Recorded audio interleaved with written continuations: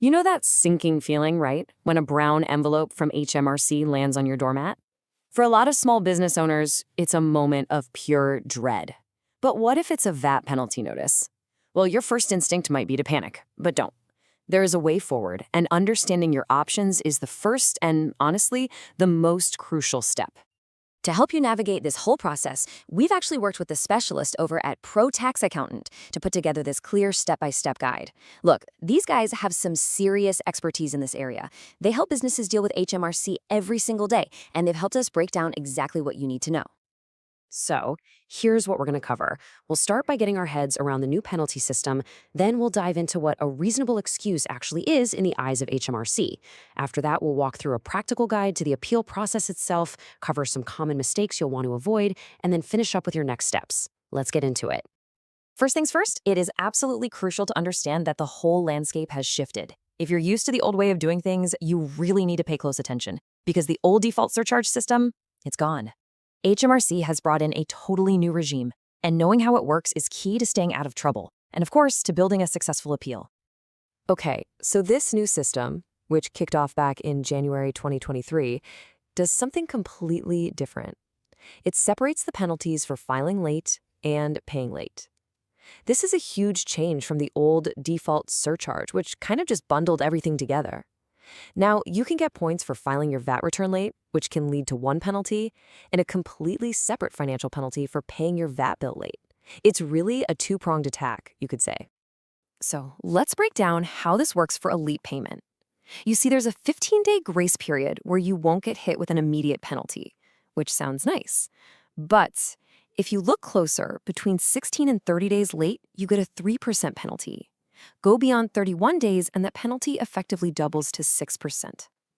So imagine a freelance designer, let's call her Chloe, in London. If she pays her VAT bill 20 days late, she gets hit with that first 3% penalty. But that's not all. Here's where most people go wrong. And here is a critical detail that so many business owners miss, even if you pay within that 15-day grace period and manage to avoid the penalty, interest starts racking up from day one. It's calculated at the Bank of England base rate plus 2.5%, so it can add up pretty quick. This is basically HMRC's way of making sure that paying late always has a cost, even inside that so-called grace period. Okay, so you get the penalties, but how do you actually fight one? Well, it all comes down to one key concept that HMRC and the tax tribunals use, the reasonable excuse. This is your absolute lifeline when it comes to launching an appeal, and really understanding what it means is half the battle. Now, this isn't just any old excuse, like my dog ate my VAT records. It has to be something genuinely significant that physically or practically stopped you from paying or filing. The two key tests are always, 1, was it outside your control? And 2, were you still trying your best to take reasonable care of your tax affairs? The final call really depends on the specific, unique circumstances of your case. So what actually makes the cut? Well, think about events that are genuinely unforeseeable and completely out of your hands. We're talking about a sudden, serious illness that leaves you unable to work, a fire at your office that destroys everything, or even HMRC's own website crashing on deadline day. These are external shocks, not just everyday business problems. Now, let's be crystal clear about what doesn't count. HMRC will almost never accept "I didn't have enough money" as a valid excuse. Same goes for finding their online system too difficult, or not getting a reminder, or making a simple mistake on your return. And trying to blame your accountant? That usually won't fly either, because at the end of the day, you're the one who's responsible. Stay with me. Let's look a bit closer at that lack of funds argument. This quote from a real tribunal case sums up the official view perfectly. The court basically said that managing your cash flow, even when it's tough, is a normal and expected part of running a business. It's not some random, unforeseeable disaster. So simply not having the money in the bank when the bill is due just won't get you off the hook. Okay, so you believe you have a genuine, legitimate, reasonable excuse. What do you do now? Let's walk through the actual appeal process. Think of this as your practical game plan for turning that reasonable excuse into a successful appeal. Right. The clock starts ticking the second you get that penalty notice. You have just 30 days from the date on that letter to formally write to HMRC and ask for an internal review. And this is a hard deadline, folks. If you miss it, you generally lose your right to appeal. Now, if HMRC's review doesn't go your way, you can then take your case to the independent first-tier tax tribunal. Here's your simple 4-step plan. Step 1, and this is the most important part, gather your proof. Your claim is only ever as strong as your evidence. So get that doctor's note for an illness. Get a report from your IT guy for a server crash. Take screenshots of an HMRC website error. Then you write your appeal letter and get it to HMRC within that 30-day window. Crucially, you also have to fix the original problem, pay the VAT you owe.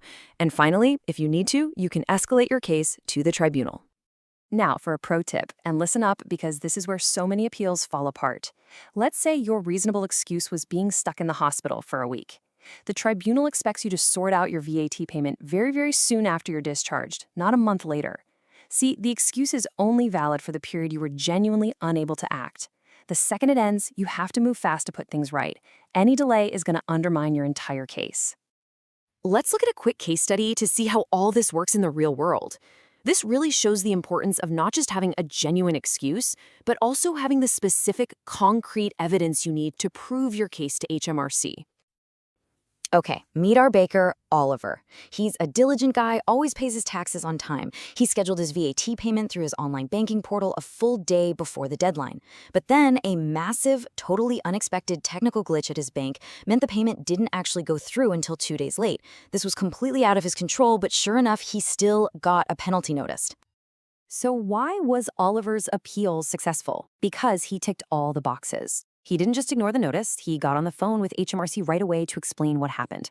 He then requested and got a formal letter from his bank confirming the system-wide failure with the exact dates and times it affected payments. This was the proof. It showed the event was unforeseeable and entirely beyond his control. He had the perfect, reasonable excuse and, crucially, the hard evidence to back it up.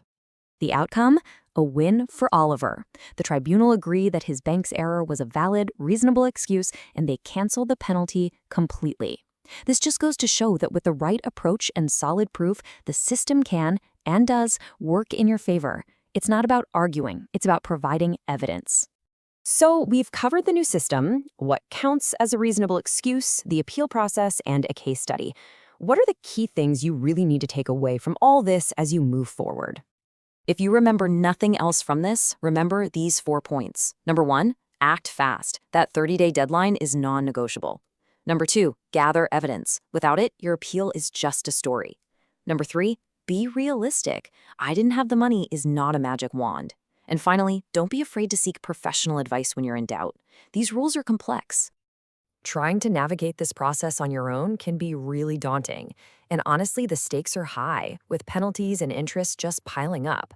An expert can quickly tell you if you have a strong case, help you gather the right kind of evidence, handle all that stressful back and forth with HMRC, and even represent you at a tribunal if it goes that far. It can make all the difference. If you're currently facing a VAT surcharge or just have any other tax questions that are keeping you up at night, the team at ProTax Accountant is ready to help. They're the experts who developed this guide, and they have the specialist knowledge to handle these exact situations. All their contact details are on the screen for you now. And finally, just a quick disclaimer. This guide gives you a really powerful head start, but every single case is unique, and the specific details of your situation matter a lot. For a decision this important, you absolutely must consult a qualified tax expert like the team at ProTax Accountant to get advice that is tailored to your specific circumstances. Thanks so much for joining us.